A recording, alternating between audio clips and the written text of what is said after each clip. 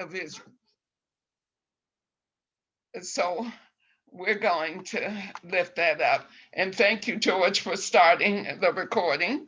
It is important that we do record these talks because we have made the previous 5 sessions available at the Southern Anti-Racism Network website. So anyone can listen to the December, the January, the February, the March, and the April talks. So we will begin with 10 minutes from Sister Ramona, Africa, telling us her story and expressing the MOVE organization's commitment to the movement to free all political prisoners. And so, George, if you can explain to Sister Ramona, Africa, how you will let her know her time, when she would have, the 2-minute warning or whatever warnings you will be giving. Maybe she will, there she is. Yes. Beautiful Sister Ramona, Africa, love you. On the move, Great to have you here on the move. I will, you've got 10 minutes, and at 8 minutes, I'll give you this sign. Can you see? Okay. 2 minutes. Yep. And then when you're out of time completely, if you're not done, I'll give you the raised hand that you can see, sort of stop in the name of love hand. And if by any odd thing that doesn't happen, then I will mute you and say thanks. Okay. Those are the 3 stages of making sure we stay on time. Okay. Thanks so much. You're welcome. On the move. Am I supposed to start now? Yes, ma'am. Okay. On the move, and long live John Africa. I am the only adult survivor of the May 13th, 1985 bombing of MOVE and murder of 11 of my family members. Now, I've been watching the news the past couple days, and they've been talking about the bombing of Black Wall Street in Tulsa, Oklahoma. And when I saw that, all I could think about was the bombing of my family 100 years later, so this is nothing new to Black folks, let me tell you. All right, so as I said, I'm the only adult survivor of that bombing on May 13th of 1985. They dropped that bomb the day before Mother's Day, and their intent was to kill everybody in that house, man, woman, child, animals, every living being in that house. They failed to do that because a little boy named Birdie Africa, he survived, and I survived through no means from the officials, from the cops and firefighters, I must say, but through John Africa and the grace of God, 2 of us survived to tell this story.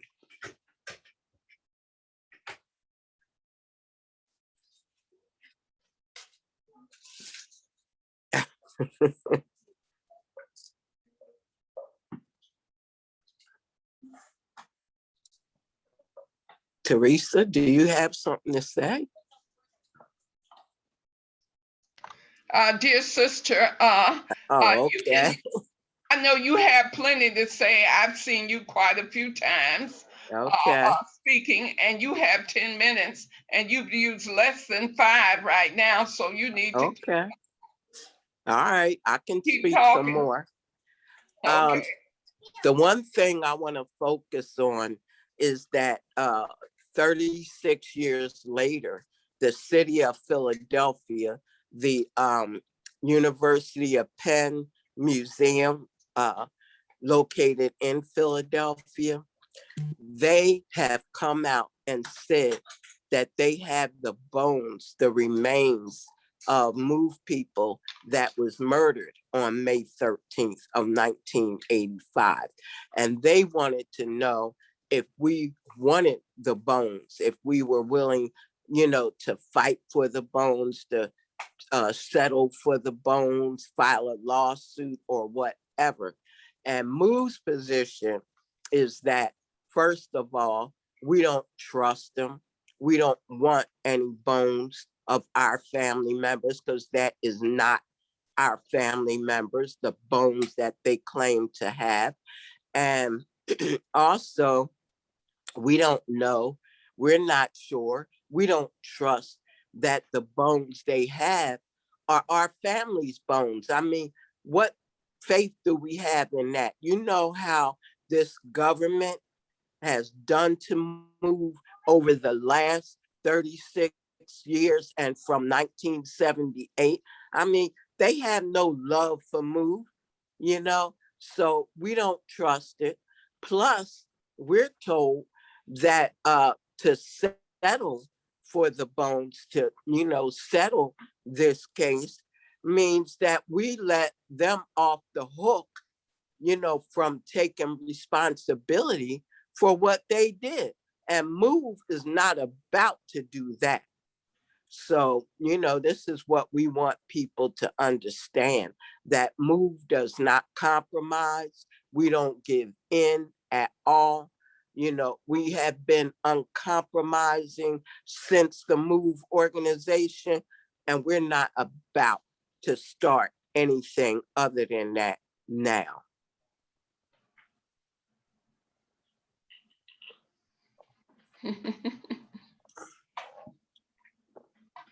Well, thank you, Sister Ramona. There will be probably plenty of questions for you. So if you can reserve your time for later, that works for us. Okay. So, Brother Sekou Odinga, you have 10 minutes with the same basic instructions. Um, could you begin to tell us your story and how long you were in prison and for what reasons? Just tell your story. Uh, okay, free the land, peace. Assalamu alaikum. On the move, brother, sister Ramona. Uh, I'm honored to be here. Thank you for inviting me.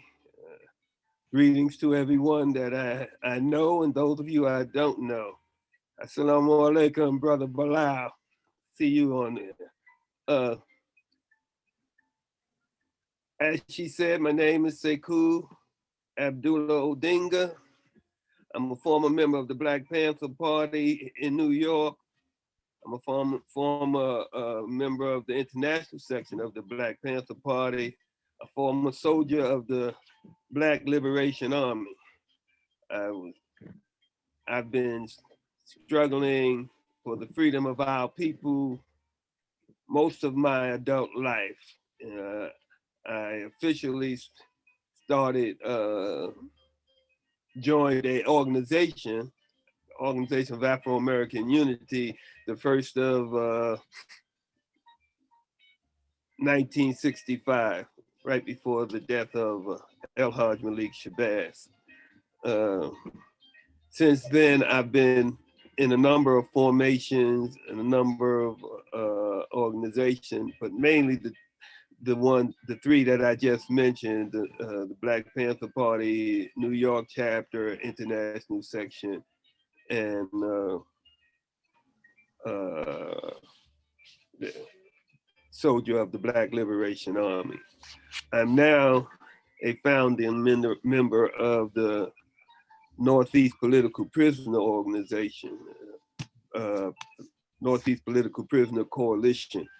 We are a group of organizations and activists and students who fight for, struggle for, demand the freedom of our political prisoners and to aid their families while they are still locked down. There are a number of political prisoners here in the US that we we concentrate on, mainly those from the Black liberation movement. Uh, People like Sundiata Acoli, Matulu Shakur, uh, Ed Pondexter, Russell Schultz, Mumia Abu Jamal, uh, Kamal Siddiqui. Uh, I'm probably leaving out a few of them. Kojo Babami, I'm not saying his last name right, I'm sure. And a few more that I haven't mentioned, but that's the work we're doing right now, that I'm doing right now, I'm involved in. Uh, I'm also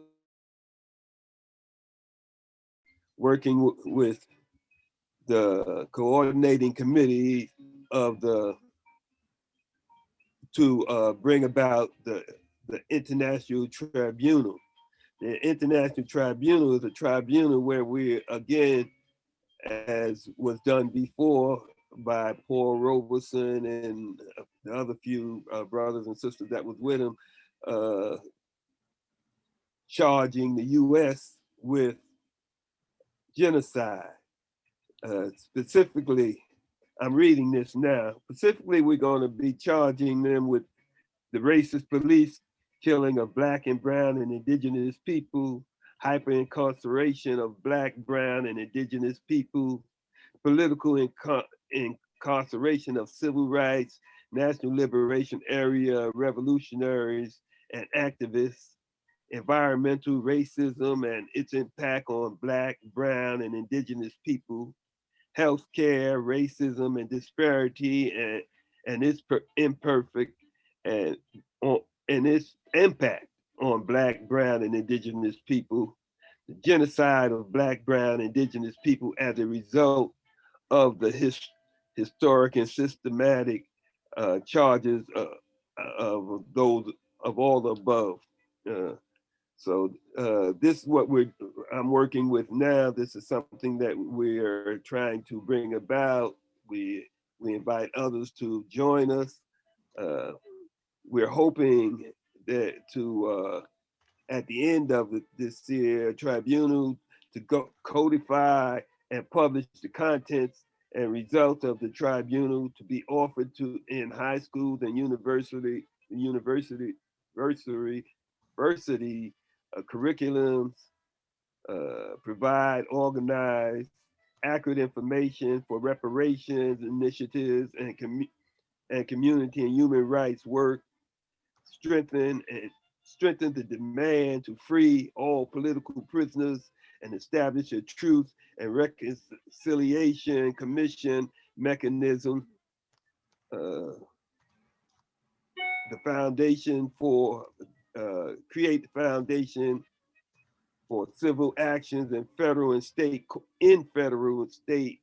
courts across the United States, uh, present a stronger case building upon previous and respected human rights initiatives on the international stage, establish a healthy and viable massive national network of community organizations, activists, clergy, academia, and lawyers concerned with challenging human rights abuses on all levels and enhancing the quality of life for all people, and establish the foundation to build a People's Senate representatives of the People's Senate representative of all 50 states, indigenous tribes, and major religions.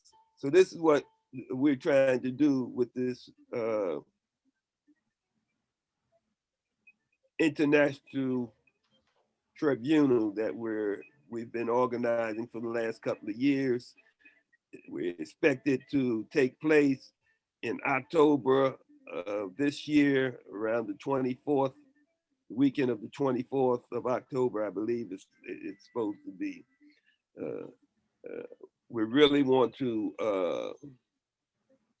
recognize and identify our political prisoners and really put a face on them and use that to hopefully free all of our political prisoners. For those who don't know, most of our political prisoners are elders now. They come from the Black liberation struggle for over the last 50 years. Many of them were part of the Black Panther Party and the RNA, the Republic of New Africa. And so this is what we're trying to do. This is what I'm working with right now. This is what I'm trying to do. So I don't know. I'm not keeping up with my time. I don't know how much time I got left, but anyhow, this is what I hope to do. This is what we intend to do. This is what we are doing. So, thank you for allowing me to present this few words to you. I'll be here to answer questions, inshallah. Free the land, all power to the people. Thank you, Brother Sekou and Ramona. You have been quite modest in your presentations, and I think that everyone should understand how long you were in prison, and also in Ramona's case, so many family members like Janine and Janet who just got out. Because we have in our session today quite a few members of the Women's International League for Peace and Freedom. It is an international organization, and quite a few of us are members of the US section of the Women's International League for Peace and Freedom. And that's significant because the Women's International League for Peace and Freedom has permanent status at the UN. And when we say that we're going to the UN to make our demands, I think we can count on our comrades and sisters in the Women's International League for Peace and Freedom who are in the call today: Ellen Thomas, Janice Hawkins, Louise Lisi, Kim Porter, Lenny Villa Gomez, Tina Shelton, Shante McLaughlin, Kim Porter, Samantha Turner, and Deidre Whittlesey, George Friday, and many others. So there are a significant number of us who are here today. And what I want everyone to understand, that the tribunal, which is taking place in October, which is named Spirit of Mandela. And for many of us who do work connected to the UN, we know that there are some Mandela rules that the UN has adopted because of the outrageous time that Mandela was in prison before he was let out in 1990. But I think Brother Sekou may have been in prison longer than Mandela. Can you tell us how many years you were in prison, Brother Sekou Odinga? I was in prison from October 1981 to November 2014, 33 years. That's been 33 years for my activities in the Black Liberation Movement. So unmute yourself, Sister Ramona. Tell us how long you were in, but also tell us how long Janet and Janine were in. All right, my sisters Janet and Janine Africa, as well as my brother Eddie Africa, were in prison 42 years since August 8th of 78. I was in jail 7 years simply for surviving the bombing. And, I did 7 years, which doesn't seem like much, but when you're innocent and in prison, that's a long time. Yeah, It's really important to understand how the United States government has imprisoned people because of their fighting for their liberation. I was speaking with Brother Eddie Conway yesterday, who's going to be speaking with us on June 26th. And he reminded me that he was in for 44 years. So we have a real serious emergency, friends, because we have Mumia Abu Jamal, we have Sundiata Akoli, we have Russell Maroon Schultz, we have Leonard Peltier, we have so many political prisoners who have been in for many, many decades. Some of them are starting to get out, but we are really in danger of many of them dying in prison. So I do want us to say a little bit more about the spirit of Mandela. And I do know that we have Brother Bilal Sunni Ali, who has been a political prisoner himself, along with Brother Hakima Kanyama. So we have quite a few political prisoners in this session today out of the 29 people. So I'm asking Brother Bilal if he could say a little bit more about the spirit of Mandela process. Could I just point out one thing though, sister, that you mentioned that we're in danger of losing our political prisoners through medical neglect and age. Well, I think it should be pointed out that we have already lost many of our political prisoners while they were still behind the bars. We just lost Brother Chip Fitzgerald, who had been down since 1969, 51 years. We lost brothers like Abdullah Majid and Noah Washington and Kwesi Balagoon and Bashir Hamid and a number of brothers. That's just a few of them. Then a few of them, they let them return to the streets only to die. They put them out the door when they knew they were just about to leave here. And we've had a number of them, you know. So they're already killing us by holding us these inordinate long times. I just wanted to point that out. I didn't mean to get in the way of anyone else speaking.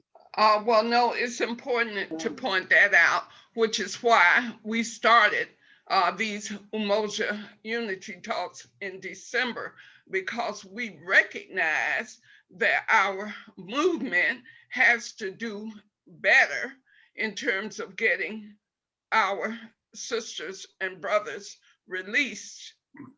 So that is a fundamental reason that we're having these Umoja Unity Talks, because the Southern Anti-Racism Network is well aware of the conditions that people are in prison, like Russell Maroon Schultz, who has cancer, and he also had the COVID. So we know that people are very sick. Mumia just had heart surgery. So we know that people are very sick, and we are working to do everything we can to connect with those of you who have the organizations so that you can do the work. The Southern Anti-Racism Network is an endorsing organization of the spirit of Mandela. They asked for a $500 contribution. We did not hesitate. We are encouraging everyone else in organizations, branches of the Women's International League for Peace and Freedom, everybody to sign on to the process of the spirit of Mandela. There will be a major outreach meeting on June 3rd. And so I will let the branches know so that anyone who wants to come to the outreach meeting can come, because quite a few organizations are participating. The Fellowship of Reconciliation, another 100-year-old organization, is participating. Women's International League for Peace and Freedom is 106 years old. There are very few 100-year-old organizations that are still going strong in the United States. And WILF is one of them, which is why we made sure that we invite so many WILF members to these sessions, because we're counting on WILF to really step up in the spirit of women freedom fighters and women peacemaking, with the clarity that there can be no peace without justice. Brother Bilal, could you help us out on the spirit of Mandela process, since you do represent the Imam Jamil El-Amin Action Network? If you could say something about that, and also say something about the spirit of Mandela. Yeah, well, thank you, Teresa, and thank you, Son, for inviting me on. And just want to say salam alaikum, free the land to all those who are on today. Just reminding you very shortly that I'm the Emir of the Imam Jamil Action Network, and what we are the advocacy arm of the campaign to free and exonerate Imam Jamil, who's been locked down for over 20 years for a crime which he didn't have any part of.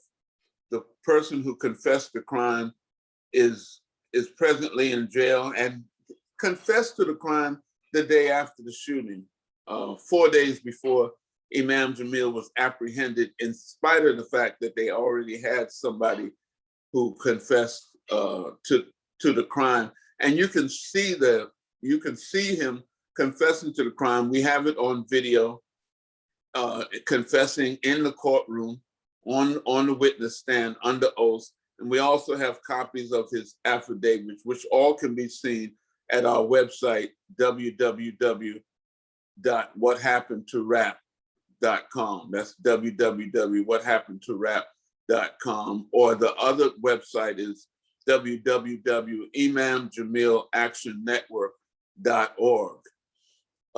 Like I said, Imam Jamil has been incarcerated for over 21 years. For 17 and a half of those years, he was in solitary confinement. One of the Mandela rules, the United Nations Commission on Human Rights has declared that it is torture to hold a person for more than 48 hours. We have people people who have been held in solitary confinement for over 40 years. So the idea that 48 hours is torture is an issue which we feel we can win on. The Mandela rules were adopted by the United Nations Commission on Human Rights as a result of spelling out the various atrocious conditions under which Nelson Mandela served time during his, I believe, 28 years of incarceration. We're pushing the idea of torture as being one of the human rights violations that the United States has committed, and that they didn't commit these violations by accident or just happened to. They purposely wanted to punish our people for struggling for liberation. Just as it was the same in the case of Mandela. They weren't really concerned with what he had done, with what acts he had committed. They were concerned with what he was teaching and what he was encouraging people to do. And so that's what the spirit of Mandela is about. Those rules which have been adopted by the United Nations Commission on Human Rights, which people are suffering under the atrocity of those rules. So I'd like to yield to allow more time for further discussion, or if anyone has any further specific questions.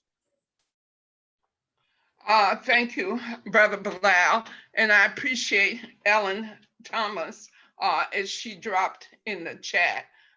Ellen Thomas is one of the co-chairs of the Disarm in Wars Committee of the Women's International League for Peace and Freedom, and she's very well known for standing up against the nuclear armament issue.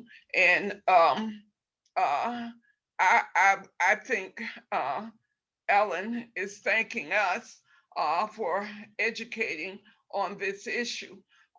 In the peace movement, quite a few folks have become what they call prisoners of conscience, where they have challenged the US government and its practices as it relates to war and nuclear issues. And I just think it's so important that we get a real grasp on what the US government is doing in our names around the world.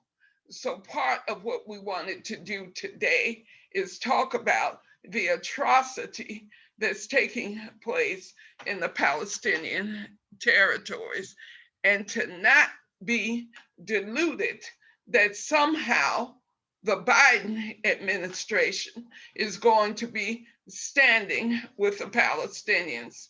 So we want to kind of shift gears for a moment, since we clearly have a process already for addressing the political prisoners through the spirit of Mandela.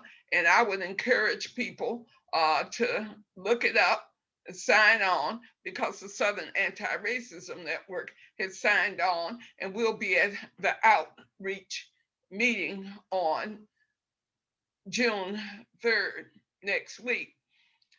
But George Friday, it's time to queue up because see, the apartheid in South Africa and the apartheid in the Palestinian territories are on the same historical timeline.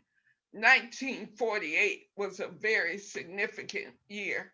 The Nakba, which forced the Palestinians off their land and removed 50% of the people who are in exile. And we have been fighting with them. At the same time, we were fighting for ending apartheid in South Africa. And I do want to make the parallel of what we were able to do as a Black liberation movement to end the apartheid in South Africa. We picketed at the South African consults, what do you call it? Yeah, at their embassies, and we got arrested. We boycotted Shell every time I see a Shell station, because we boycotted Shell so long. I hesitate even today to even buy Shell gas because of how we boycotted, divested, and sanctioned South Africa. In 1980, the city of Durham divested and said we will not do business with South Africa or anybody else who's doing business with South Africa for the purpose of ending apartheid in South Africa. When we kept that pressure on to the point where they let Mandela out. And so what you have is the one state solution in South Africa, where the majority of Africans are in charge. We can talk about the problems and the other things that are associated with the IMF, the World Bank, and capitalism in general, but we were able to win that fight to end the system of apartheid by the work we did as a Black liberation movement. And those of us who were involved in that. And I'm sure many of us on this call were involved in that. But we want to show you what they're doing to the Palestinians in our name. So first, we want to play a little short clip from President Biden when he was Senator Biden and what he said about the state of Israel, just so we get real clear. George, are you ready to cue up that clip?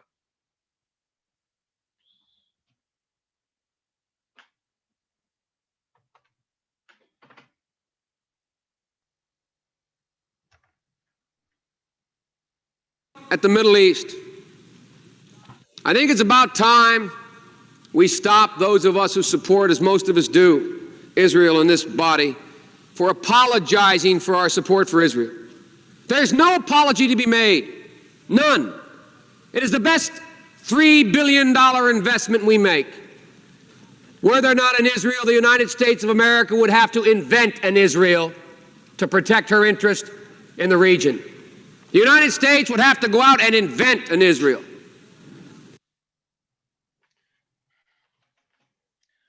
Well, it couldn't be clearer that the Palestinians have no friend in the United States government. The ceasefire is an important thing to happen, but every few years, Israel continues its genocide against the Palestinians. And the Women's International League for Peace and Freedom has engaged a process which we call our solidarity with the Palestinians. And it's based on the history of Hamas as a representative, one of the representatives of the Palestinians.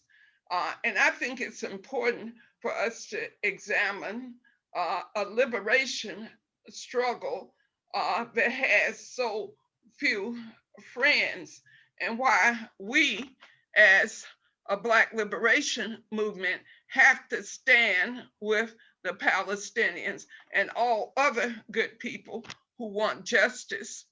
Before we can say we got peace, we got to have justice. So all of us who really want that have to be willing to do that.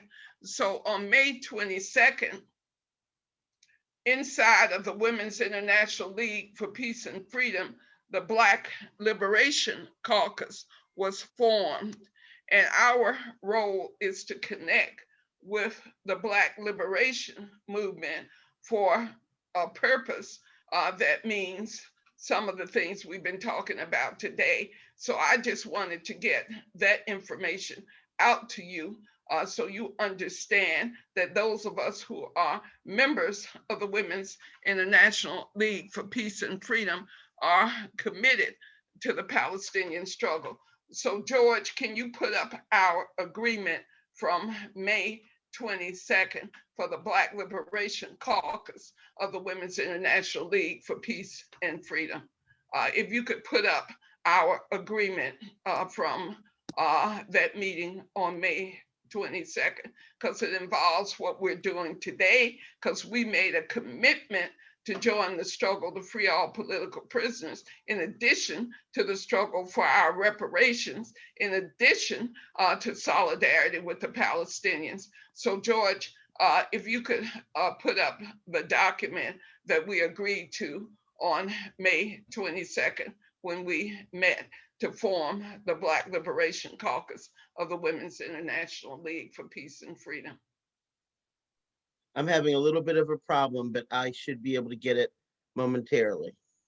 Well, while we're waiting for you to do that, we're glad that we have 33 people in the meeting today, but we really do need to hear from other folks. We have a practice of people writing stack in the chat so that you can be recognized. And Shante McLaughlin, George Friday, and I will be recognizing people who either raise their hands or put stack in the chat. Don't be quiet. I know it's some serious revolutionaries in this meeting. This is no time to be quiet.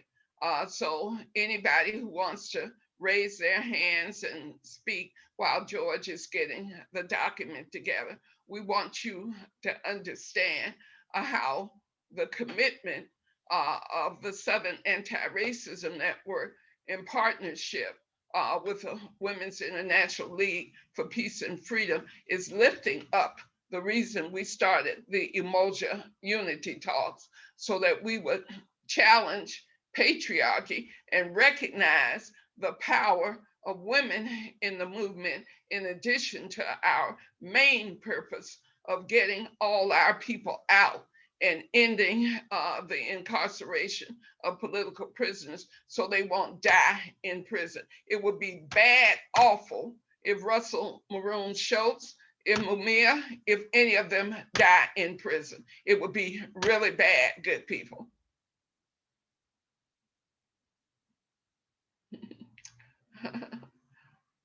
So anybody can unmute themselves and start talking if they want to. Miss Teresa, I was just going to put in, if no one knows how to raise their hand, if you click on the reactions button, you'll see a sign that says raise hand, and that will signal to raise hand. Or people can turn on their cameras and raise their hands. Well, I see Ramona is raising her hand. So let's hear from Ramona while the agreement from the Black Liberation Caucus is on the screen. George is sharing it. Okay. Speak, Ramona, speak. Okay, I just wanted to say that it's a good thing that the Black liberation struggle is part of the UN right now. I remember going to Geneva some years ago, like 15 years ago, and having trouble speaking about the Black liberation struggle. So I'm glad it's on board now. It's an issue now. I also wanted to say that an apology is not enough. You know, apologies have been made to Africans for slavery. Apologies have been made to the survivors in Tulsa, Oklahoma. Uh, apologies have been made to the MOVE organization for the bombing and murder of our family. And what MOVE is saying is that we don't want no apology. An apology means nothing to MOVE. If these people are sincere about being sympathetic and sorry about what they did to MOVE, then the only thing they can do for us, because they cannot bring back our family, they cannot bring them back to life. The only thing they can do for us is free our brother Mumia Abu Jamal, release him immediately based on his innocence, and that's all they can do for MOVE. Well, thank you, Ramona. And I'm glad you pointed out that thanks to the Black Liberation Movement, Black Lives Matter, and other initiatives, in January of 2015, the UN declared this the decade for people of African descent. It runs from January 2015 to December 31st, 2024. So we have a few more years to take advantage of the fact that the UN says we deserve reparations. The UN has declared that for us. So how do we get them? Well, that is something that we are certainly working on through NCOBRA and through other organizations, at the end of this month in Cobra will meet in its annual meeting. I will certainly be there to talk about the status of reparations. Cam Howard, who is very active in the reparations movement, he did register for this session today. I'm not sure if he's in it, but it would be great. But I do want to, George, if you can correct the black mark on the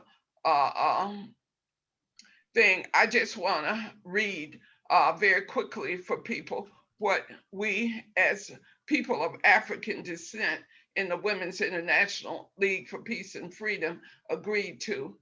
We agreed to reach agreement by consensus when we meet.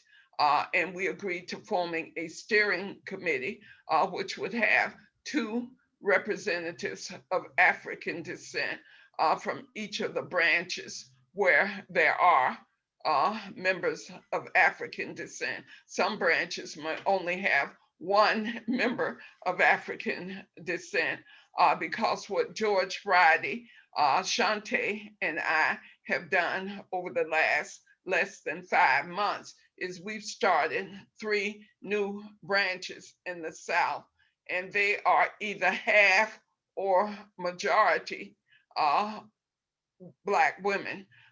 The Fannie Lou Hamer branch, which has 13 members, 11 of us are Black. This is really quite unusual in the Women's International League for Peace and Freedom, but we have been moving for the participation of Black women in this important historic organization. And so our areas of work that we agreed to on May 22nd are reparations, free all political prisoners, criminal justice reform, ending voter suppression, free Palestine solidarity, and for WILF as an organization, the question was raised, how can we work on the transformation of the US section of the Women's International League for Peace and Freedom so that it is more inclusive of Black members, women. And so Fannie Lou Hamer, Angela Davis, Coretta Scott King, Alice Walker, there's a long list of Black women who have been members and who are currently members of WILF.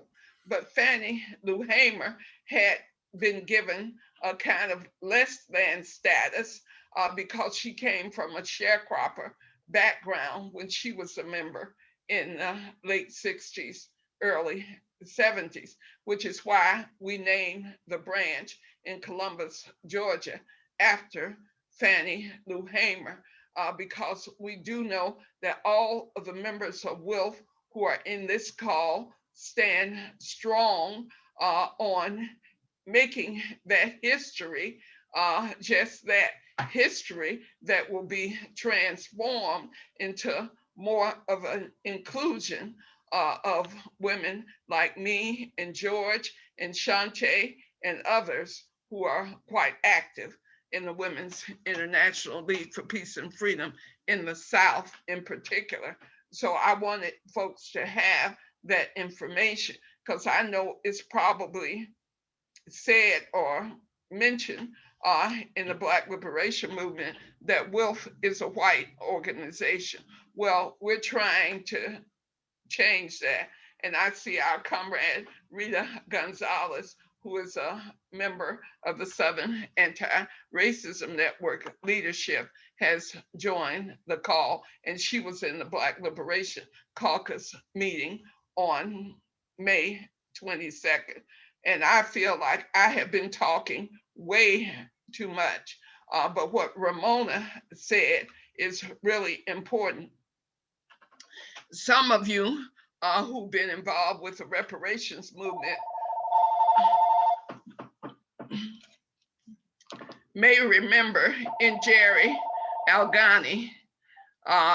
In Jerry and I were at a meeting of the Congressional Black Caucus. It's been over 20 years ago because and Jerry joined the ancestors uh, over a decade ago. So when we were at that meeting, the senator from Tennessee, Senator Cohen, who talked about how proud he was that he had gotten the U.S. Senate to issue an apology for lynching and for slavery. And then Jerry spoke up very quickly. She said, it's not enough to say sorry, you got to do sorry. And so whenever I hear somebody trying to make an apology, I'm like, hey, where are the reparations? And that was her point to Senator Cohen. He jumped up and ran out. It was an interesting scene. And John Conyers just kind of smiled because we all knew as Black folks in that meeting that these apologies are empty if you don't give us the repair for the damage that was done, which is why the call for reparations now must be advanced more than ever. And we are closer to achieving it than at any other time. So, George, I refuse to say another word until other people start talking. So, George, if you can encourage them to talk, that would be great. I know that Rita put a question in the chat about a conference. And now I'm not seeing you on the screen to ask you to ask your question. I'm not great at being able to scroll back in the chat when something passes out of when I can get it. I go right back to where Rita Gonzalez, are you here? Okay. Yes, I'm here. Yeah, go ahead. It was, let me pull it up. I'm sorry. Well, daggone. Hold on. It's the next We Charge Genocide. Yes. Okay. 21 virtual conference, June 4 through 6. We can ask Empress Chi to announce that closer to the end of the call. We'll definitely make sure you get that information. Can I just add one thing? Mm-hmm. As long as one Black person is in jail or in prison, we're all in jail. We're all in prison. And sorry means nothing without changing behaviors. It means nothing unless you followed up with action. And if you don't do any action, you're not sorry. You're not trying to change anything. You're not trying to repair or make anything right. You're just running your mouth. And that's how I feel. Well, thank you, George. And we don't need to wait till the end. Empress Chi is here now, and it is a major initiative that We Charge Genocide. And we need to give Empress Chi 5 to 7 minutes to tell a little bit about the process, because she has some very early dates coming up. I heard the September date, but I hadn't heard about a June date. So if Empress Chi can unmute herself and explain the process and where things are, and please introduce yourself, Empress Chi. She is a founder and creator of the Million Woman March from 1997, which was a major historic event where I think Winnie Mandela was involved, but at any rate, Empress Chi, if you could explain the We Charge Genocide 21 campaign. Yes, greetings. Thank you, Sister Teresa, and thank you everyone that is participating in this month's Umoja Unity Circle. And greetings to all of the people. I see several of our folks in the chat, and greetings to all of you as well. The We Charge Genocide 21 campaign was officially launched in actually 2017 at our 20-year anniversary commemoration. we recognized that it was time to really begin to do some things that represented what we started. At that point, it was 20 years ago. And if anyone had seen our platform issues, or rather if you remember them, it included some very key things that we've been working on for several years and finally have reached the point of being able to bring them into fruition. It has been difficult to do so, more so than we anticipated, but primarily because we took a serious position of not accepting grants or corporate sponsoring. It was important that the issue or the ideals of self-determination could be represented in a certain manner, and we were committed to doing that. Fortunately, again, we were able to grow and develop and now focus on raising our own funds by way of the various types of relationships that we have built with Black businesses now and other entities. And so we can now kind of financially be more stabilized. But in regards to the We Charge Genocide 21, we've researched the works of Mother Callie House, Queen Mother Moore, Dr. Robert Brock, Dr. Yusef Klee, and others. And of course, Brother Malcolm X, who showed us in 1964 the necessity to make certain that we link with the countries, our brothers and sisters throughout the diaspora. And so we looked at those works 3 years ago and said, how can we honor our ancestors in doing the work that they showed us, that they died for, that they suffered for, and bring this thing forward?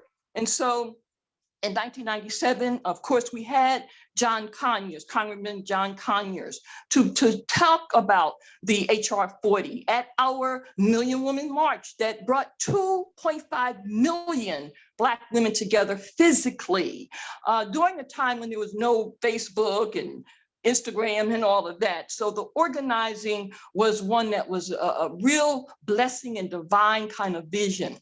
But we also had at that time representative from Incober, Sister Janetta, joined us. The point is that for almost 25 years, we have been working on the issue of reparations, reparatory justice, and of course have stayed in connection with the various entities. The Queen Mother Moore House, the Paul Robeson House here in Philadelphia is where we've held a lot of our meetings. We're now also connected to the Callie House Center in Tennessee and others. We have the paper, some of the papers of Dr. Robert Brock from his secretary. So the point is that we brought some of these pieces together in support of the various entities that have been doing this work over the years. We have no intention of trying to reinvent a wheel. We just want to be a part of making certain that we're able to move it forward and to do so expeditiously. So what we've done is combine a lot of the areas. We have 21 points, which is why we call it We Charge Genocide 21, or one of the reasons. It deals with the various social justice issues, concerns, and so forth that we've been talking about and dealing with over the decades. Again, as Sister Ramona has said, and Sister Ramona and I go way, way back when we were both in college, the citing of this 100-year commemoration of Tulsa, along with the MOVE bombing. That's a part of our We Charge Genocide 21 project. We will present this information, not just to the United Nations entities per se, but to nations individually. We are looking to meet with, and that's what we're working on presently, to meet with various representatives from the various nations, particularly the ones who did, starting in 2000, gave official, formal apologies for their role in the transatlantic slave trade. Yes, there are at least 5 countries that we've documented that did officially issue that type of apology. And like everyone has noted today, apology is good. Our position is, now what? And so with the We Charge Genocide 21 campaign, we're able to say, okay, thank you for the apology. Now let's talk business. Let's see what else we need to do. Will you support our position on charging the United States government with genocide? Again, we have some idea how the United Nations work. Some of us have been doing things at the United Nations for the past 5 years or so. We have no great expectations of certain things, but we do know we need to connect with allies. We do need to make a presence in preparation for the closeout of the International Decade for African People, et cetera, et cetera. And as Sister Teresa so poignantly put in place, we have to make sure that our women are recognized and represented adequately in the movement as we proceed in the 21st century. And so, as many have talked about the great Nelson Mandela, we will, of course, be talking about the work of our mother, Winnie Mandela, who, as was indicated, joined us in 1997 during a very critical time when she was under attack.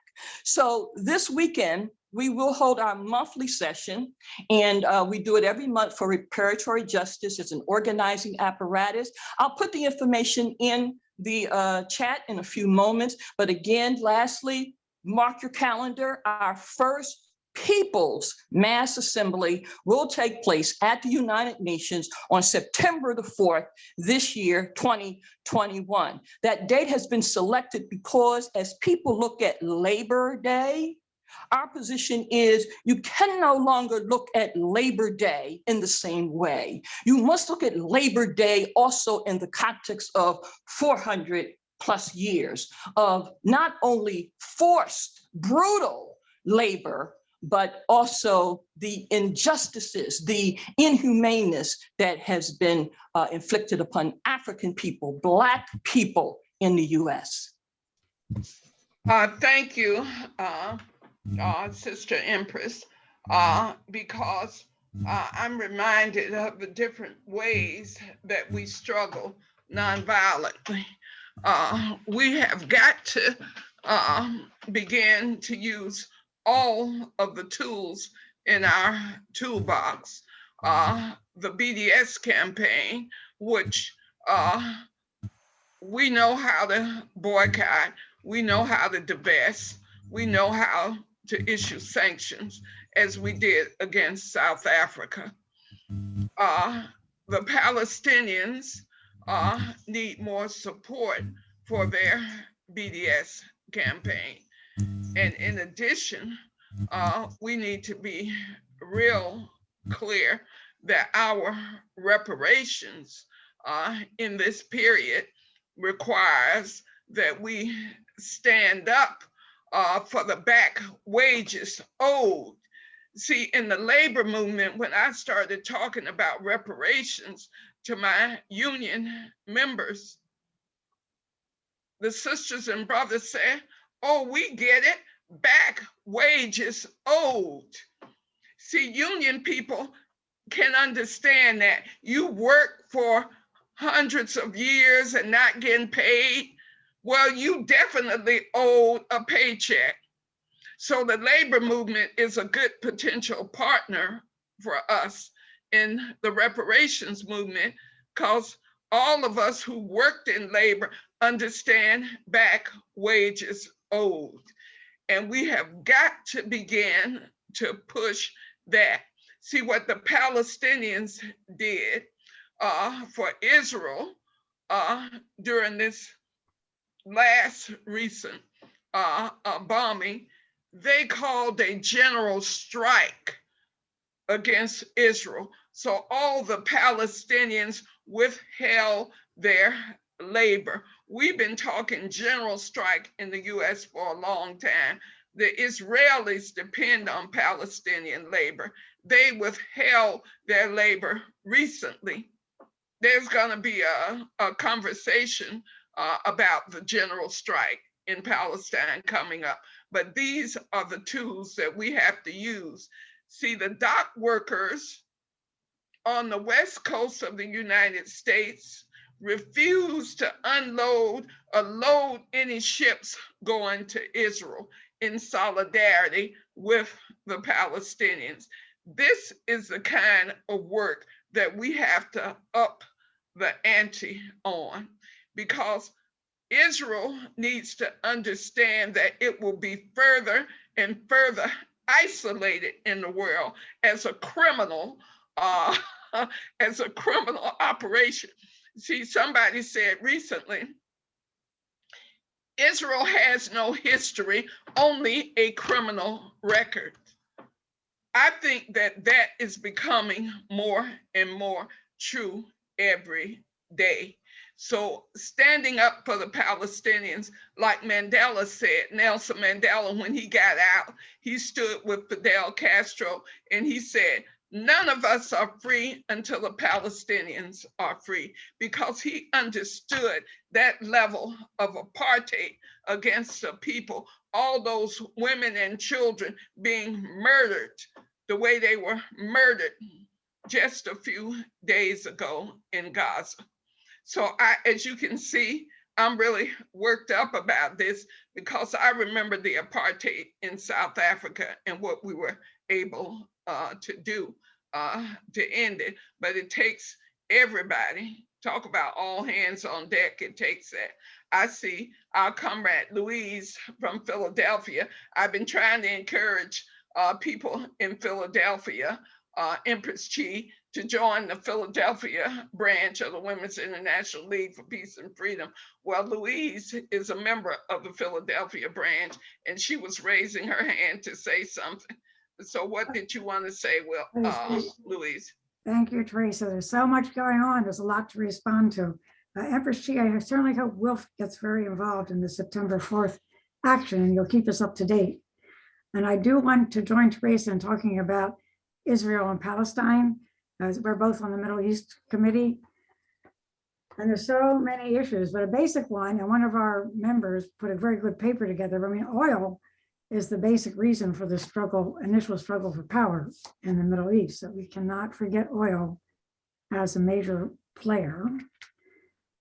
And the United States, I mean, President Biden has not communicated with the people of Gaza at all, because the United States officially will not talk to Hamas, because Hamas is considered a terrorist organization. And in the Middle East Committee, we are working on trying to educate people about Hamas, and we have a booklet about Hamas, and requesting that all Hamas be involved in talks. And my battery is about to run out, so somebody better else talk for a minute while I get the power cord. Let me step in and give you 3 minutes about the Hamas booklet. As Louise said, she is on the Middle East Peace and Justice Action Committee. I'm also on that action committee, as is Teresa El-Amin. And back in 2015, the Hamas booklet was created. And the purpose, part of the purpose, was to, was to make a demand that Hamas be removed from the terrorist list. In addition, that Hamas would be at the peace table. That was back in 2015. The demand for that could not be more important than it is right now. And at the Middle East Peace and Justice Action Committee, we have taken up getting that booklet in the hands of peace and justice organizations that will sign on. We also want to make sure we have sign-ons from folks in the Black liberation struggle and anyone. I think Teresa said earlier perfectly, we want all good people to join in the struggle to support Palestinians and have justice and peace there, because there can be peace, no peace without justice. So this, I'm sharing the screen, is the Hamas booklet that Wilf has. And I'm going to put in the chat how you can get this yourself and share copies within your networks as a part of an education and organizing tool to build the demand that Hamas be removed from the terrorist list, that any talks for peace and negotiations include them at the table as equals. Louise or Teresa, is there anything I left out? Well, I do want to say that respect for the self-determination of the Palestinians is key. As liberation struggles go, the Palestinian liberation struggle is in a bad place.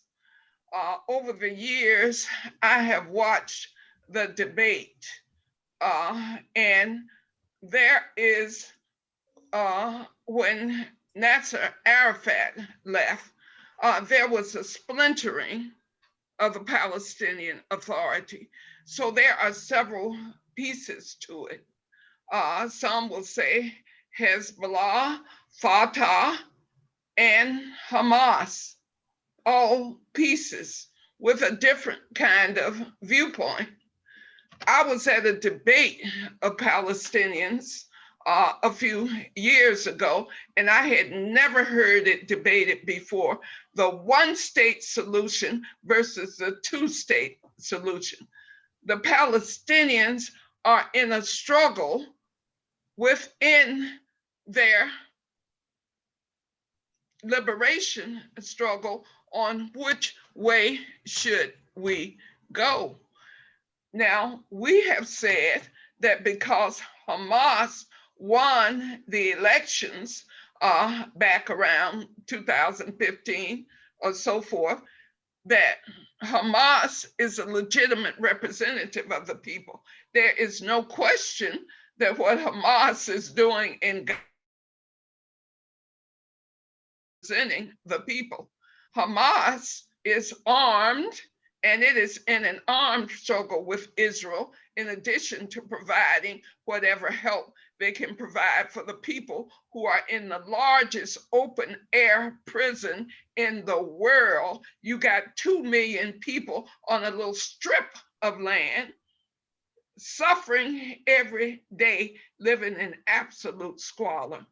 So I would just say that the Middle East Peace and Justice Action Committee has taken a bold step to say Hamas should come off the US terrorist list. Whether Hamas comes off the US terrorist list or not, we are obligated as so-called citizens in the US empire to say to the US government, not in our name, we don't want any more money going to Israel to bomb the Palestinians. We want you to stop that mess right now. So there's a little bit going on in Congress where people, Rashida Tlaib, Bernie Sanders, and quite a few other people are saying time to end arming Israel. So that is where we are with the Hamas booklet.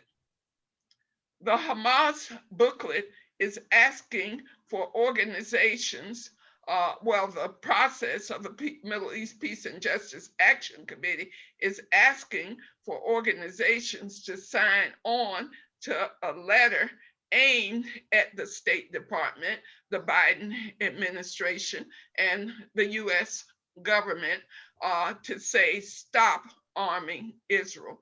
And so the Southern Anti-Racism Network will certainly sign on.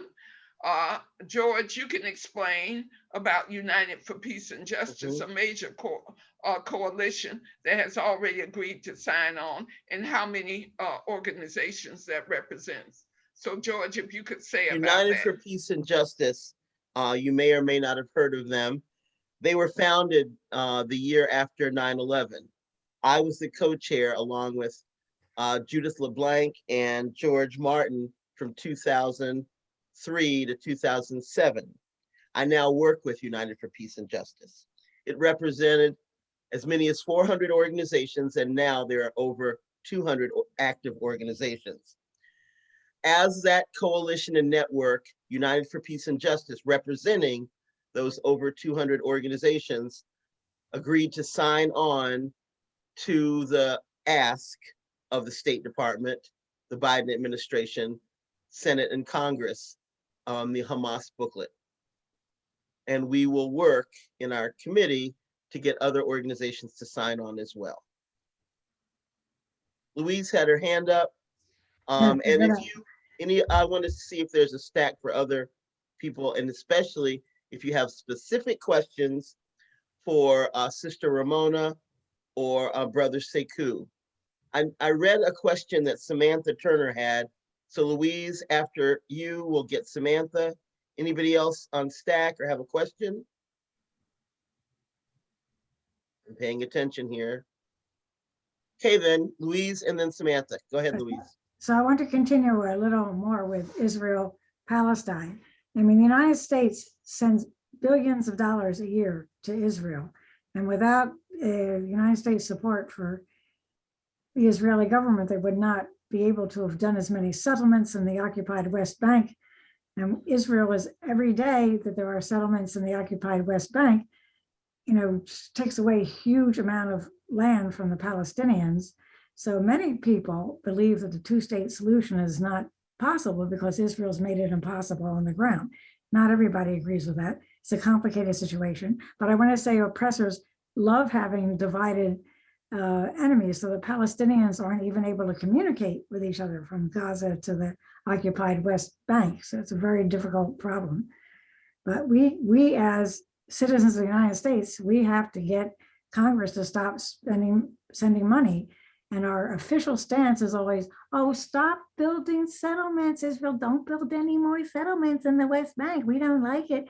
But every year, the US government keeps giving all the money. And as long as you keep giving all the money, it's the same as what we said about apologies.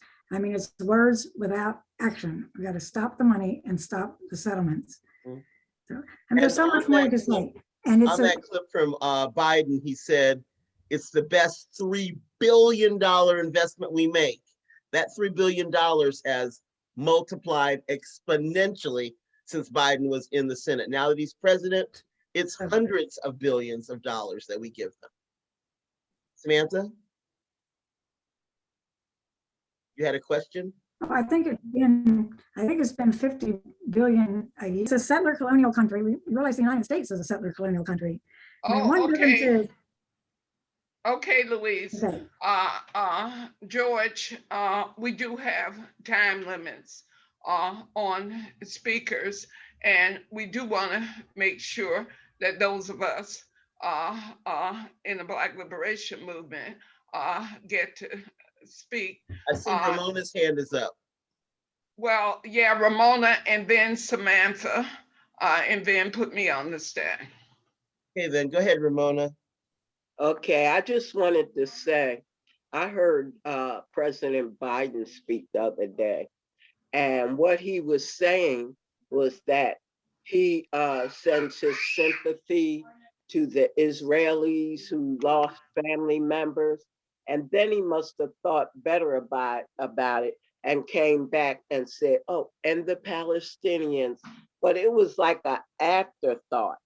And, I resent that. I really do, because I know that this country, the United States, created Israel back in 1948. And I haven't forgotten that either, So, of course, this country is in Israel's back pocket. So, I mean, what do we expect? What do we expect from this country in terms of Israel? And what do we expect from them in terms of the Palestinians? So I'm not shocked at all. Not at all. You're not by yourself there, Sister Ramona. So I don't know if you remember your question, Sam. I can't read it now. It was on the chat and it went away. I remember it had something to do with asking for advice, maybe from either Sister Ramona or Brother Sekou, but I think the beginning of your question was, what advice do you have? And that's all I remember. Well, can Samantha speak for herself? Sure, I hope so. I was asking our guest for advice. We're trying to build a movement here. We trying to build a bigger movement here, because it's going to take the people to change this, not just a few of us. And our leaders are having campaigns and they're having events, and we're How do we get more people to them? Well, I'm on the stack next, George, because just looking at the time, I think we're right about 6:30. But several questions have been asked in the chat. One question is, what is NCOBRA? NCOBRA is the National Coalition of Blacks for Reparations in America. It's an organization that's been around for quite a few decades. And I think several of us are probably members. I've been a member for many years. And it is fighting for reparations and building a very strong movement towards that end. And the weekend of June 25th through 27th, the annual conference, which always happens at the end of June every year, we'll be talking about where matters stand with the legislation in the US Congress, etc. So I just think that we're at a point right now, Samantha, where there's a lot of crazy stuff going on. We really need what I call reliable white allies to stand up against the white supremacy and white nationalism that's going on. See, back in the 60s, when I was in SNCC, the Student Nonviolent Coordinating Committee, Stokely Carmichael would always encourage the white activists associated with SNCC to go and talk to the other white people who were in the trailer parks. See, there are some really confused thinking among the white working class. And I have seen it as a union organizer, how they will vote against their self-interest based on their whiteness. So the best way to build a stronger movement, particularly in this crazy time when you got QAnon and you got people storming on the Capitol, those are white people doing that. Overwhelmingly white people doing that. We cannot ignore that fact. So when it comes to standing up for racial justice and all the other organizations that exist, there is a role for reliable allies to play in the spirit of John Brown. See, I am real clear that those of us who represent 12 or 13% of the population in the US empire, we have a lot of power. We have a lot of power in the sense that the Democratic Party can't win without us. But we have never made any demands on the Democratic Party to do for us what needs to be done, which is why many of us understand that the Democratic Party is a graveyard of social movements, and we don't want to deal with it, really. So there are quite a few people who are involved in this call who understand that our Black liberation will never come through the Democratic Party. The Joe Bidens, the Hillary Clintons, and none of them. So we have got to get real clear about that. So as people of European descent who are in this conversation, and we did invite you in the conversation, we do want to continue to have this serious discussion about the role you can play in the spirit of John Brown. I just want to be real frank about that, because we will be having this discussion thanks to the formation of the Black Liberation Caucus. We will be having this discussion inside of the Women's International League for Peace and Freedom. Now, George, if you could watch the chat, because I've never seen so many quiet Black people in my life. I have never seen so many quiet Black people in my life. So I will say it one more time. People are putting a lot in the chat. And so what we really want to do is people know how to save the chat, because we have a concert that we're going to be putting on thanks to Brother Bilal Sunni Ali. But let me just explain a little about the process here. There are 4 of us who come together each month to put on these sessions of the Umoja Unity Talks. Brother Bilal Sunni Ali, he brings us the culture and the music. So the Winter in America piece that was played at the beginning, his contribution. He has another contribution for this session where it's a kind of dance recital, for lack of a better description, but he can say something about it before we play it. Empress Chi is another emissary for this process. So her work in We Charge Genocide and reaching out to her large network of folks to make them aware. We had 80 people to register.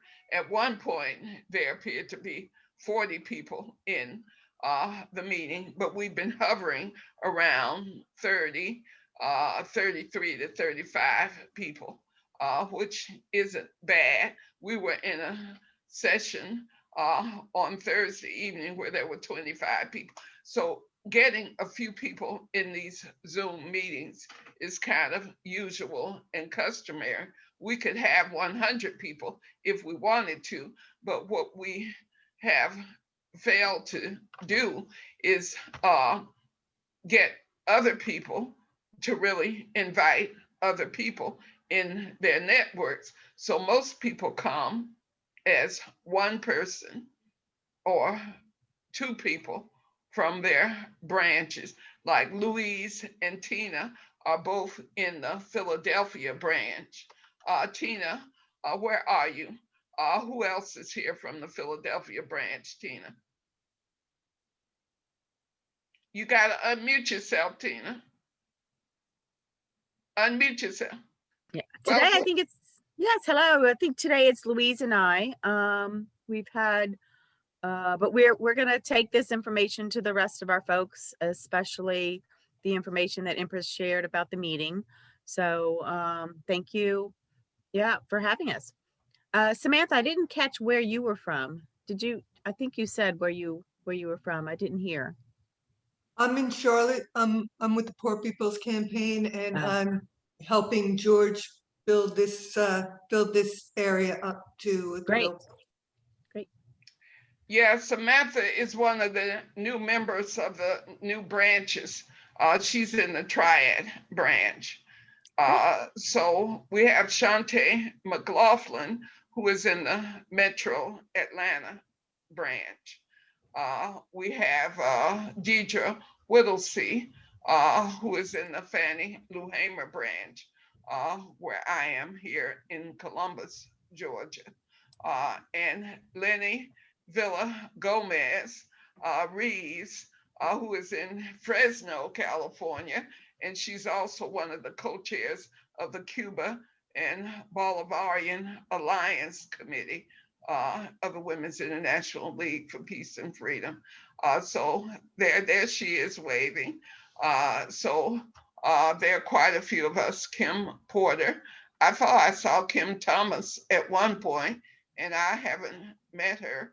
So George, is Kim Thomas in the meeting? Kim Thomas is here, and Janice Hawkins is here. I think it's Hawkins. Kim. Hey, Kim. Excellent. I'm trying to unmute myself. I'm sorry. Hello, everyone. George, thank you for inviting me to this meeting. It is an honor to be in the presence of Mr. Sekou and Sister Ramona Africa. Thank you. And this is a lot of great information. and everything is on point. And I'm looking forward to help building the chapter here. And I'm in Charlotte, North Carolina, by the way. Great to Well, hear your that, voice, Kim. I missed you. Lenny had her. Miss you too. well,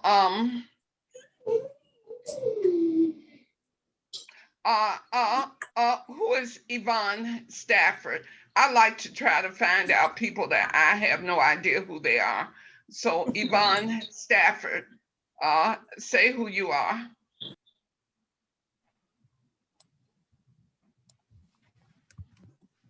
She's not unmuting herself. Dorothy Butler, say who you are and where you're from. I am from Philadelphia, and I'm all in. Just put me where I need to be at. And that's all I got to say. I love everything everyone is doing. My heart, my soul is all in with you guys. And I just want to do what I'm supposed to do as a Black person, to help our people get out of jail and make better, what you call it, make better. I want to say make better, to be able to make better, what is it, decisions when they start making the plans and stuff and writing different things for people to do and to get in and stop making all these little plans to hurt us. So I'm all in. Thank Well, you, Sister Dorsey. yeah, thank you, because you're meant to, well, you're meant to, with the Million Woman March, I just heard from Empress Chi. So everybody who's in Philadelphia, Philadelphia is well represented today. So we should be able to do a lot of good in Philadelphia with all the people there. The MOVE organization, I know they got a serious base in Philadelphia, and Empress Chi clearly does. And the Wilf branch has been in Philadelphia for many years. By the way, how old is the Wilf branch in Philadelphia, Tina or Louise? Tina? I don't have the exact year because we started off with, there were multiple branches in Philadelphia. So I'd have to do a little research, but it was definitely within the first 10 years. So we can say 100 years old. How about that? Yeah, So Lenny I has know her it's hand pretty up. I know it's pretty close to that because the Triangle branch is around 90 years old. It's pretty important to be a part of a 100+ year old organization. There's someone named Sanifu Onaji. I don't think you've ever been in the Zoom before. Can you unmute yourself and say who you are?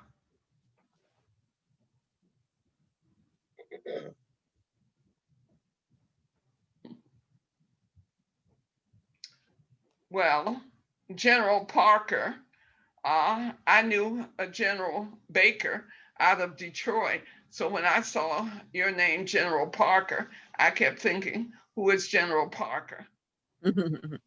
So Hey, how who you is doing? General Parker? Hi, I'm General Parker. I'm out of Peoria, Illinois, and I heard about you guys through Empress Chi. So I'm working with her with the We Charge Genocide 21. I've been doing some work in Tulsa on the 100-year commemoration massacre, or massacre the 100-year commemoration, and I do a lot of advocacy work here in Illinois. So. Well, thank you so much. Well, Empress Chi is doing her emissary work, bringing the people in. Thank you, Empress. So who is Darren Shamari, I think?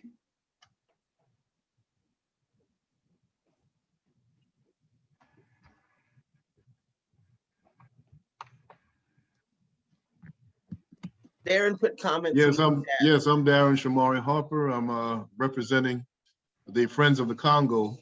I received an email yesterday, Friends of the Congo in Atlanta, Georgia. And I've tuned in. I've never been on this call before, on the Zoom before. However, very pleased to see all that has been going on. I want to please give greetings also to Sister Africa. I know we all are with her in her remembrance of the atrocities that went on against her family. And I want to offer still our support in what her and her family are going through and what they continue to do in support of the people there in Philadelphia. As well as a brother who had been a political prisoner for so long. We're always honored to see those who, for us, are somewhat icons and legends from the struggle during that particular time in our history. Since you guys are really advocates for women, it is of note that the Friends of the Congo does support Dr. Mukwege. I don't know if any of you have heard, but he is the obstetrician gynecologist in the Congo who has voluntarily taken on the issue of repairing the damage that are done to those who have been sexually attacked in the Congo by rebels that are attacking them there. And we have brought him here to the United States. We are trying to bring him here to the United States to honor him, but we have honored him virtually for his work. And I think he is also a recipient of the Nobel Peace Prize for his work.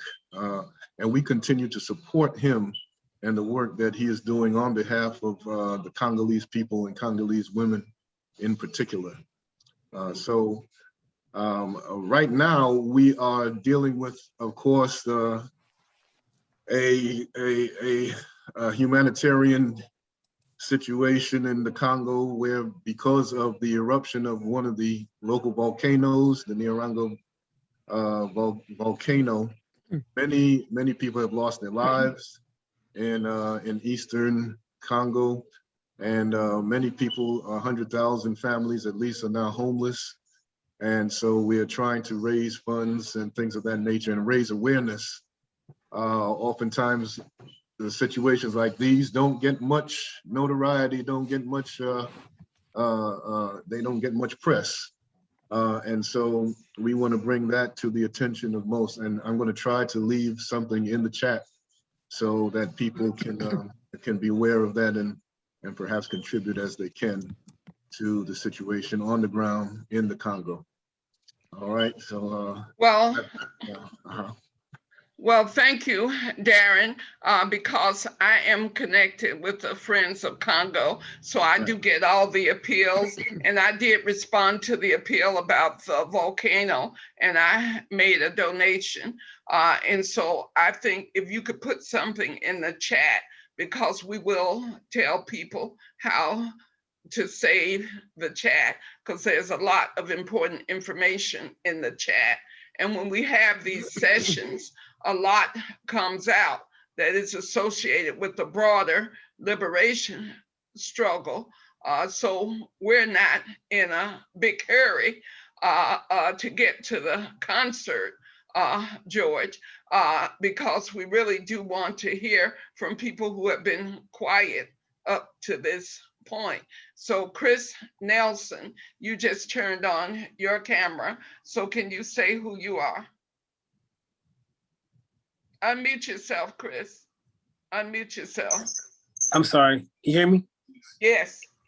Yes. How you doing? My name is Chris Nelson. I'm from Philadelphia, Pennsylvania, Morton, Pennsylvania, and I was introduced to this group by Empress Chi. I helped out with her on the Main Women March Committee for the commemoration of the Main Women March and 20th anniversary. And I wanted to make a comment just to introduce myself. And I'm a musician. I'm an artist musician. And I'm working on a project. It's called We Salute Our Ancestors. I want to invite those who are in Philadelphia or around the world to be part of it, just to be, it's a music video. It's basically paying homage to our ancestors within the African diaspora.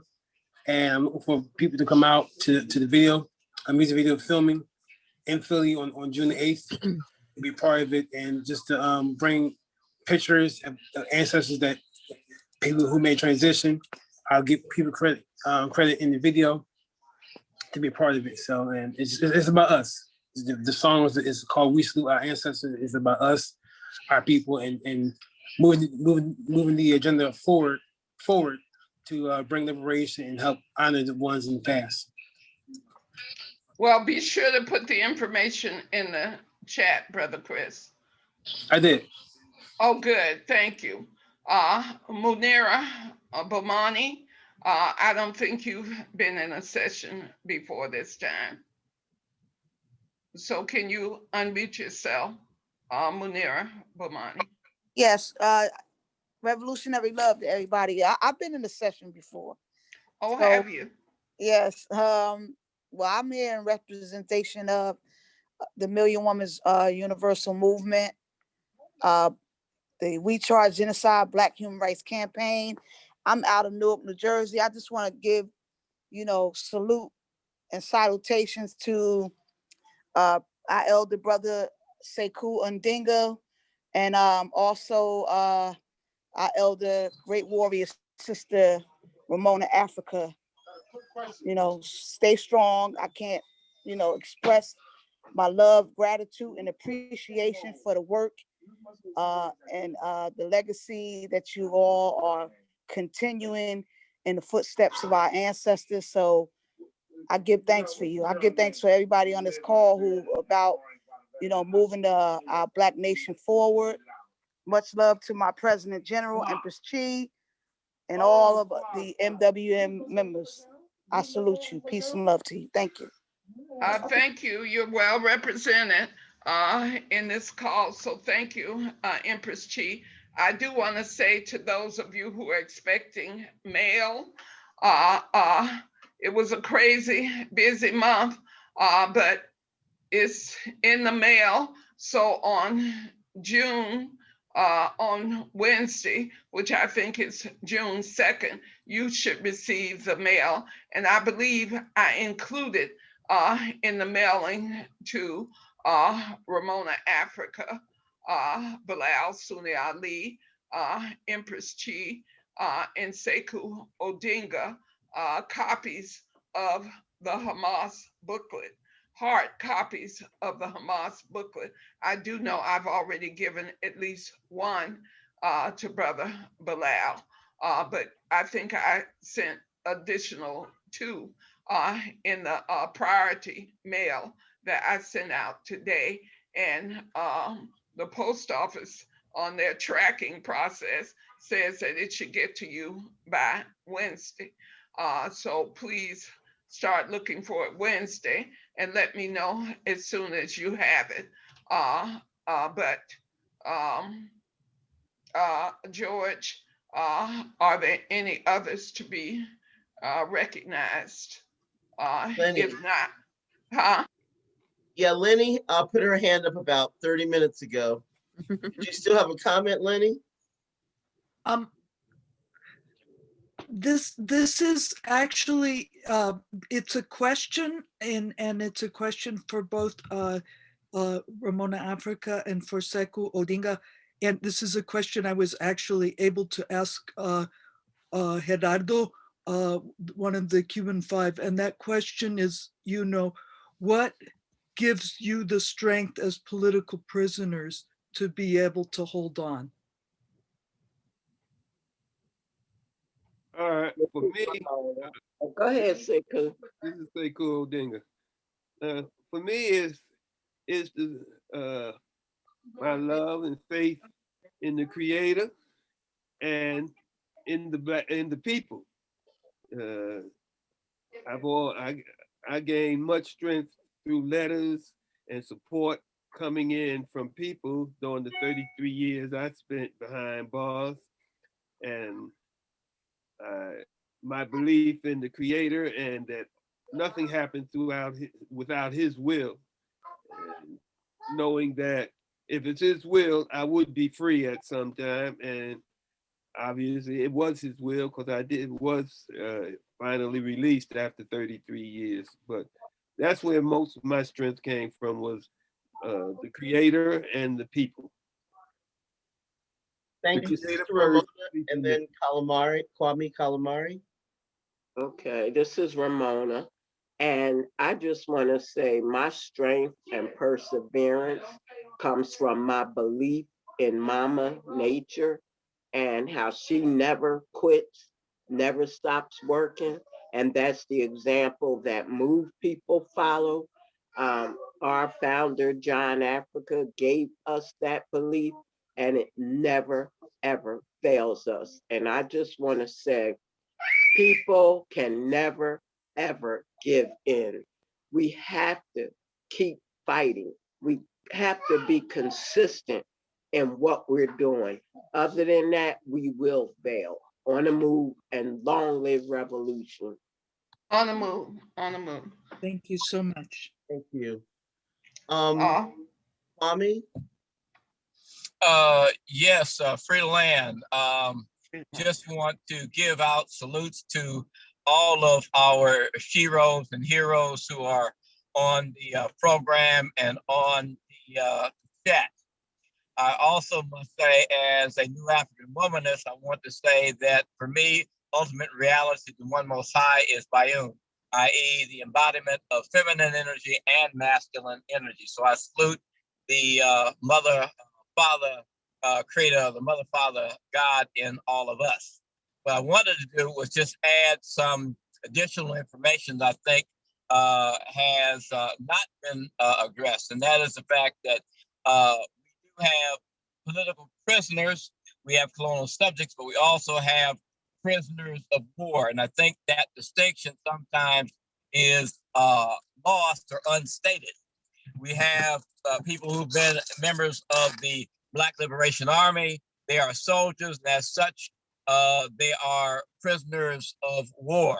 And I would also say that obviously Baba Sekou Odinga fits within that designation.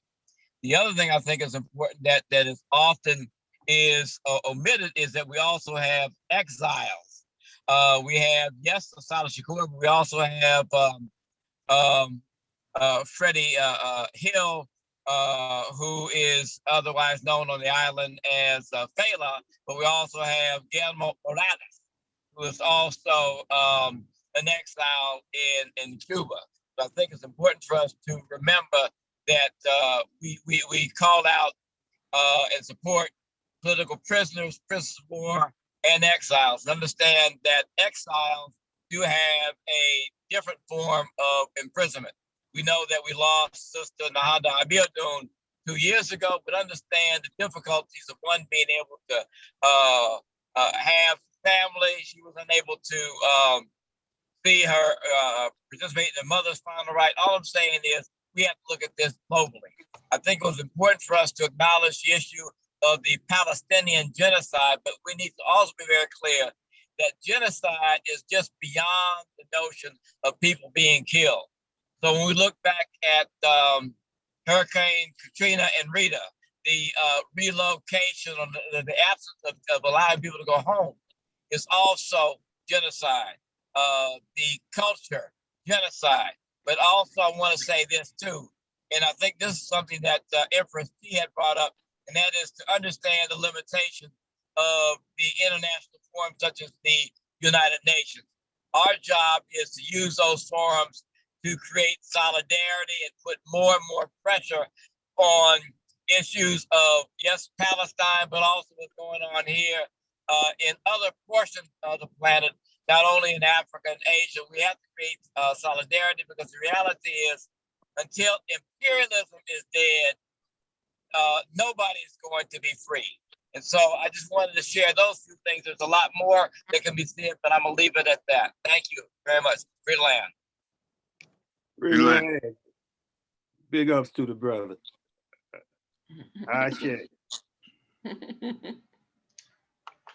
Well, George, I do believe it's right at 7. So I think we need to give people a few minutes to be able to save the chat.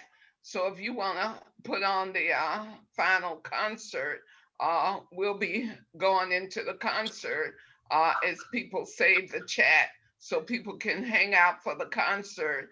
But we thank you for attending. And because you were here, you will get the invitation to the June 26th session, which will be session number 7, that will include Brother Eddie Conway, who was down for 44 years, and he now works for the Real News Network out of Baltimore, and he's actually enjoying some time with his family in Atlanta this weekend.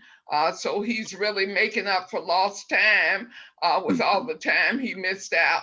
He's really looking forward to being with us on June 26th. So George, do you have any final words before we run the concert and tell people how to save the chat? I want to mention how to save the chat and then give space for Bilal to share anything about the concert, and then I will start the concert. So if you've never saved the chat, at the bottom of your screen, you will see next to participants is a little bubble, like a cartoon bubble for speaking. It says chat. If you select that, to the right, you will see file, the word file. And then next to file are 3 tiny little dots. One of those is save chat. Bilal, is there anything you want to say about the concert before I start sharing it? Yeah, I just want to just let people know that the dancer and the choreographer is Brother Ali Abdullah, who was active in our liberation struggle in Harlem during the mid '60s, during the lifetime of El Hajj Malik El Shabazz, that he was the choreographer of the Senegalese ballet at a time when a lot of the activity, and we were getting to know more about the existence of the Black Liberation Army here in the United States, and we were getting to know more about the resistance struggle that was going on and still going on in West Africa. And so it was always a point of solidarity in which we united culturally with the Ballet of Senegal.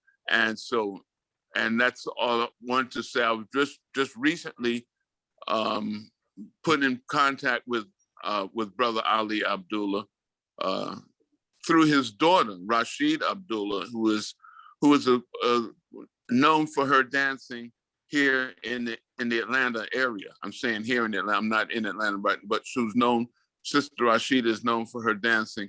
And this dancer, the lead dancer and choreographer, is who's featured in this closing concert. And thank everyone for joining and everyone for participating so much. And we'll need you to continue.